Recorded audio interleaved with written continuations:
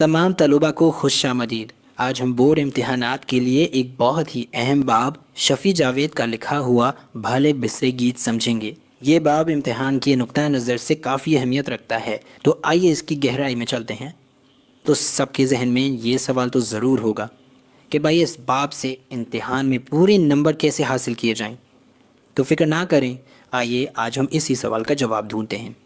इस बाब को पूरी तरह समझने के लिए हम एक एक करके इन तमाम नुकात पर बात करेंगे। पहले मुसन्निफ़ के बारे में जानेंगे, फिर अफसाने का पस मंज़र, कहानी का खुलासा, इसका पैगाम और आखिर में सबसे अहम इम्तिहान में आने वाले सवालात और उनके जवाबात। तो चलिए शुरू करते हैं। देखिए, किसी भी कहानी को समझने से पहले उसके लिखने वाले यानी मुसन्निफ़ शफ़ी जावेद को समझना बहुत ज़रूरी है। शफ़ी जावेद की ज़िंदगी का सफ़र मुज़फ़्फ़रपुर बिहार में उनकी पैदाइश से शुरू होता है। तालीम की बात करें तो उन्होंने समाजियात में एमए और पीएचडी की, फिर शोबा इत्तलात व ताल्लुकात आमा में मुलाजमत की और उनकी कुछ मशहूर तसानीफ़ हैं दायरे से बाहर और तारीफ़ इस खुदा की। इन सब चीज़ों ने उनकी तहरीरों को एक ख़ास शक्ल दी।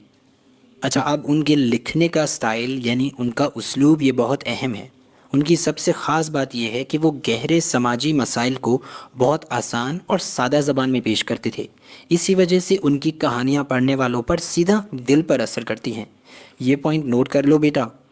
ठीक है, तो मुसन्निफ़ के बारे में हमने जान लिया। आइए अब ख़ुद कहानी के पस मंज़र की तरफ चलते हैं और देखते हैं कि इसका उन्वान और बुनियादी ख़्याल क्या है। कहानी का उन्वान है भले बसरे गीत। इसका सीधा सा मतलब है भुला दिए गए गाने।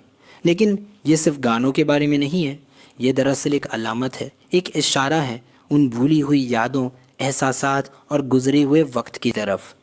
ये कहानी बहुत खूबसूरती से कुछ ख़ास मौज़ूआत को तलाश करते हैं, जैसे कि यादें यानी नॉस्टैल्जिया, वक्त का सफ़र कि कैसे वक्त सब कुछ बदल देता है, और हमारे गहरे जज्बाती रिश्ते यानी ह्यूमन कनेक्शंस। इन्हीं चीज़ों के इर्द गिर्द ये पूरी कहानी घूमती है। चलिए अब आते हैं इस बाब के सबसे अहम हिस्से पर।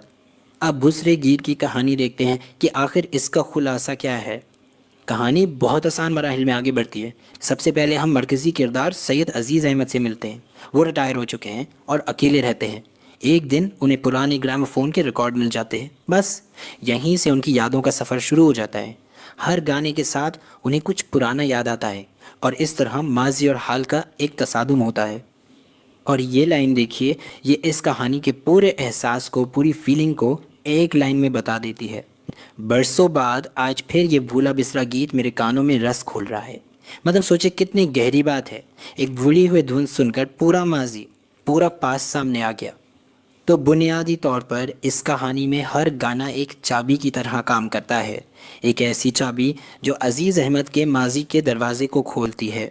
हर गाने से एक अलग याद, एक अलग इंसान, एक अलग एहसास जुड़ा हुआ है जो उनके सामने फिर से ज़िंदा हो जाता है। तो आखिर इस कहानी के ज़रिए मुसन्निफ़ हमें क्या बताने की कोशिश कर रहे हैं, इसका पैगाम क्या है? आइए इस खूबसूरत कहानी के मरकज़ी ख़्याल और पैगाम का तज्ज़िया करते हैं। इस टेबल को ध्यान से देखिए।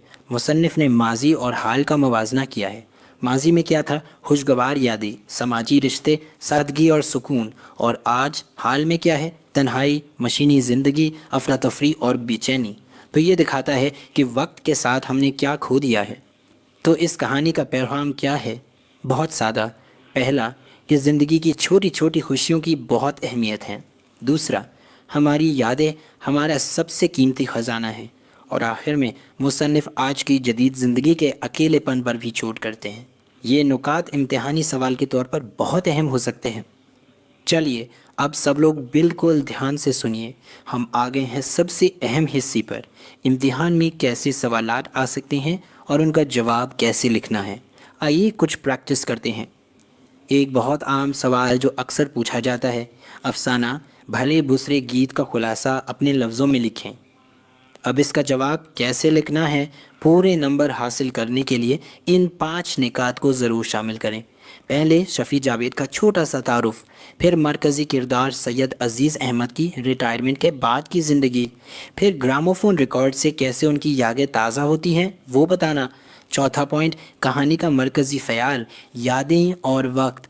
اور آخر میں نتیجہ اور پیغام ایسے لکھیں گے تو ممتحن پر بہت اچھا اثر پڑے گا۔ سمجھ آیا نا؟ اچھا، ایک اور ممکنہ سوال شفیع جاوید کے لکھنے کے انداز کے بارے میں ہے۔ ایگزام میں یہ سوال آ سکتا ہے کہ ان کے اسلوب نگارش پر روشنی ڈالے۔ اس کے جواب میں یہ نکات لکھنے ہیں: ان کی زبان سادہ اور سلیس تھی، وہ کرداروں کی نفسیات کو بہت اچھے سے دکھاتے تھے، منظر نگاری یعنی سین ڈسکرپشن بہت خوبصورت ہوتا تھا، اور آخر میں وہ سماجی اور تہذیبی مسائل کو اجاگر کرتے تھے۔ چلو ایک معروضی سوال کی کوشش کرتے ہیں۔ اسکرین پر ایک بیان ہے: شفیع جاوید کا تعلق دہلی سے تھا۔ بتائیے یہ صحیح ہے یا غلط؟ سوچا؟ ہاں بالکل صحیح، جواب ہے غلط۔ ہم نے شروع میں ہی پڑھا تھا وہ بہار سے تھے۔ تو اگر اس طرح سے ان سارے اہم نکات کو یاد رکھتے ہوئے تیاری کی جائیں تو یقین ہے کہ اس باب سے کوئی بھی سوال آ جائے آپ 100% تیار رہیں گے۔ تو اس پوری وضاحت کا خلاصہ یہ ہے کہ بھلے بسرے گیت سے سب سے اہم سبق یہی ملتا ہے کہ ہماری یادیں ہی ہماری اصل شناخت ہیں، وہی ہیں جو ہمیں ہم بناتی ہیں۔ اور آخر میں سب کو اسی سوال کے ساتھ چھوڑ کر جا رہا ہوں۔ سوچئے کہ اس کہانی نے آپ کو وقت اور یادوں کے بیچ کے رشتے کے بارے میں کیا سکھایا۔ اس پر ضرور غور کرنا۔